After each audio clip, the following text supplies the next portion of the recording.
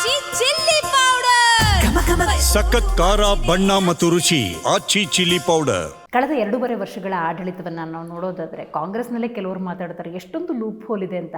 ಆದರೆ BJP ವಿಷಯಕ್ಕೆ ಬರೋದಾದರೆ ಸರ್, ವಿರೋಧ ಪಕ್ಷದ ದೊಡ್ಡ ಜವಾಬ್ದಾರಿಯನ್ನು ಹೊತ್ಕೊಂಡಿದೆ. ಬಟ್ ಆ ಲೂಪ್ ಹೋಲ್ಸನ್ನು ಕ್ಯಾಚ್ ಮಾಡಿಕೊಂಡು ಜನಾಭಿಪ್ರಾಯವನ್ನು ಮೂಡಿಸುವಂಥ ನಿಟ್ಟಿನಲ್ಲಿ ಎಲ್ಲೋ ಫೇಲ್ ಆಗ್ತಿದೆ ಅನ್ನೋದು ಸ್ಪಷ್ಟವಾಗಿ ಗೊತ್ತಾಗ್ತಾ ಇದೆ. ಈಗ ಏನಾಗಿದೆ, ಕಾಂಗ್ರೆಸ್ ಸರ್ಕಾರ ಪ್ರತಿನಿತ್ಯ ಒಂದು ಹಗರಣ ಕೊಡ್ತಾವ್ರೆ.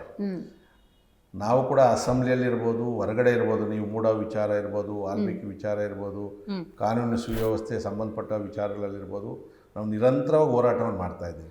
ಇವರೆಲ್ಲ ಬುಲ್ಡೋಸ್ ಮಾಡ್ತಾವ್ರೆ. ನೀವೇನು ಮಾಡ್ತೀರೋ ಮಾಡಿರಿ ಅಂತಾರೆ. ನೀವು ನೋಡಿರ್ಬೋದು ಕೆಲವು ಸ್ಟೇಟ್ಮೆಂಟ್ಗಳೆಲ್ಲ ಹತ್ಲ ಕಡೆ, ನೀವೇನಾದರೂ ಮಾಡಿರಿ ನಾವು ಮಾಡೋದೇ ಹೀಗೆ. ಅಸೆಂಬ್ಲಿಯಲ್ಲೂ ಅಷ್ಟೇ. ಈಗ ಮೊನ್ನೆ ನಾವು ಬೆಳಗಾವಿ ಅಸೆಂಬ್ಲಿಯಲ್ಲಿ ಒಂದು ಸಣ್ಣ ವಿಚಾರಕ್ಕೆ ಬಾವಿಗೆ ಹೋಯ್ತು ಅಂತಂದರೆ, ಸೊ ನೀವು ದ್ವೇಷ ಭಾಷಣದ ಬಿಲ್ಲನ್ನು ಪಾಸೇ ಮಾಡಿಬಿಟ್ರಿ, ಚರ್ಚೆ ಮಾಡೋಕ್ಕೆ ಅವಕಾಶ ಕೊಡಲಿಲ್ಲ, ಬುಲ್ಡೋಸ್ ಮಾಡ್ತಾ ಇದ್ದೀರಿ. ನಾವೀಗ ಉದಾಹರಣೆಗೆ ಬಳ್ಳಾರಿದೆ ತಗೊಳ್ರಿ. ಬಳ್ಳಾರಿಯಲ್ಲಿ ಅಷ್ಟು ಗಲಾಟೆ ಆಗೈತೆ, ಇನ್ನೂ ಅವ್ರು ಯಾರೋ ಗನ್ ಮೇಲೆ ಬಿಟ್ಟರೆ ಸಂಬಂಧಪಟ್ಟಂತ ಅವ್ನು ಯಾರೋ ಭರತ್ ರೆಡ್ಡಿ ಮತ್ತು MLA ಏನೂ ಕ್ರಮ ತಗೊಳ್ತಾ ಇಲ್ಲ ಅಂತ ಕಡೆಗೆ.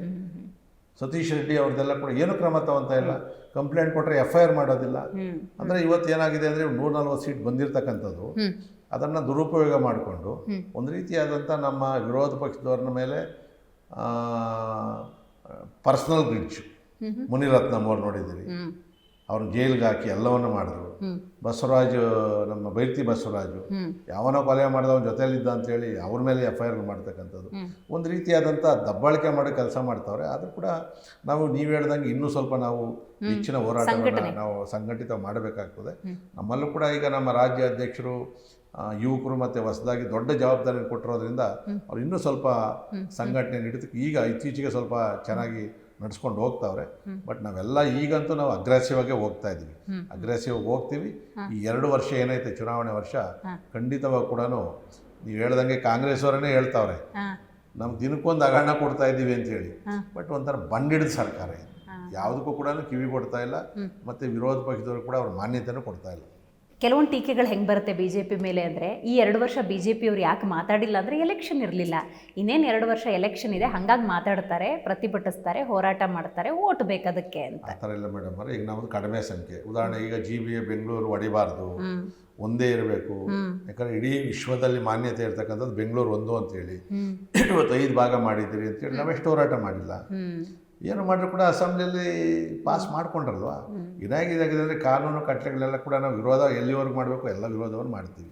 ಈಗ ನೀವು ಉದಾಹರಣೆ ಟನಲ್ ರೋಡು ಬೇಡ, ಅದು ಅವೈಜ್ಞಾನಿಕವಾಗಿದೆ, ಇಷ್ಟು ಖರ್ಚು ಮಾಡ್ತಾ ಇದ್ರಿ, ಟೋಲ್ ಇಷ್ಟು ಕಲೆಕ್ಟ್ ಮಾಡ್ತೀರಿ, ಯಾರು ಹೋಗಲ್ಲ ಅಂದರೆ ನಾವು ಮಾಡೋದೆ. ಈ ಥರನೆಲ್ಲ ಮಾಡ್ತಾ ಇರ್ತಕ್ಕಂಥದ್ದು.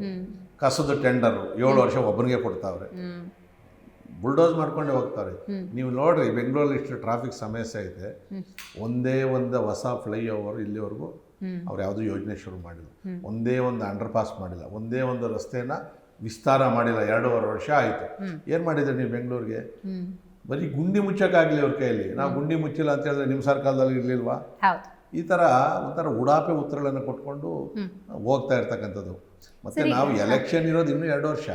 ಬಟ್ ನಾವು ಹೋರಾಟವನ್ನಂತೂ ಈಗ ನಾವು ಅದನ್ನೇ ಹೇಳಿದ್ದೀವಿ, ಕೆಲವು 10 ಇದರಲ್ಲಿ ಒಂದು 2-3 ತೊಗೊಂಡು ಅದನ್ನು ದಡ ಮುಟ್ಸೋವಂಥ ಕೆಲಸನ ನಾವು ಮಾಡಬೇಕು ಅಂತೇಳಿ ಈಗ ಶುರು ಮಾಡಿದ್ದೀವಿ.